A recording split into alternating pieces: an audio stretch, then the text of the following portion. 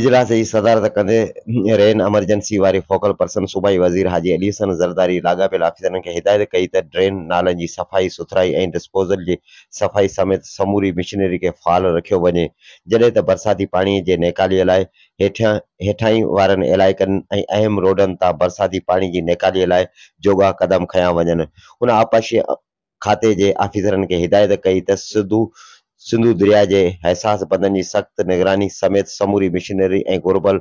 आबपाशी मवाद जे दस्ताबीअ खे यकीनी बनायो वञे त जीअं कंहिं बि इम्कानी नुक़सान खां बची सघिजे।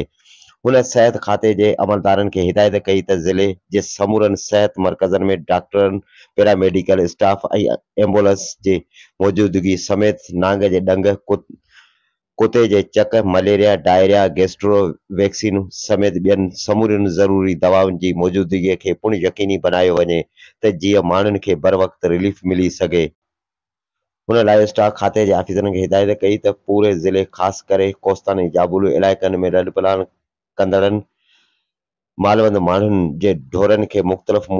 मूज़ी मर्ज़नि खां बचाइण लाइ वैक्सीन ऐं दवाउनि जी फिरामीअ खे यकीनी बनायो वञे। उन मौक़े ते लाॻापियल खातनि जे आफ़ीसरनि पारां इजलास खे इम्कानी हंगामी सूरतहाल खे मोड़ ॾियण लाइ तफ़सीली ब्रीफिंग पिणु ॾिनी वई।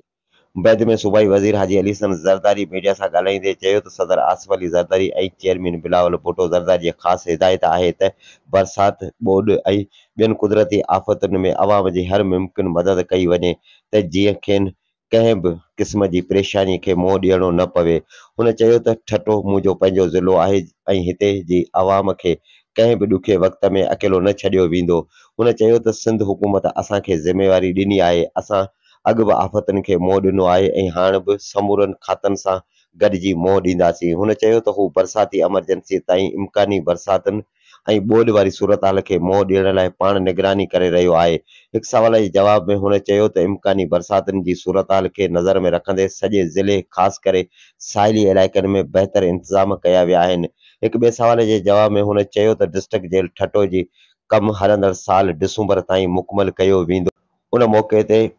औक़ाफ़, ज़कात, उशर ऐं मज़हबी मामलनि वारे सूबाई वज़ीर सैयद रियाज़ हुसैन शाह शिराज़ी, चेयरमैन ज़िले council Abdul Hameed Panwar, PP general secretary Imtiaz Ahmed Qureshi, information secretary Syed Mehmood Alam Shah Bukhari, deputy commissioner Thatta Munawar Abad Soomro, SSP Thatta doctor Mohammad Umran Khan, Syed Tanveer Haider Shah Shirazi, CI incharge police ठठे जे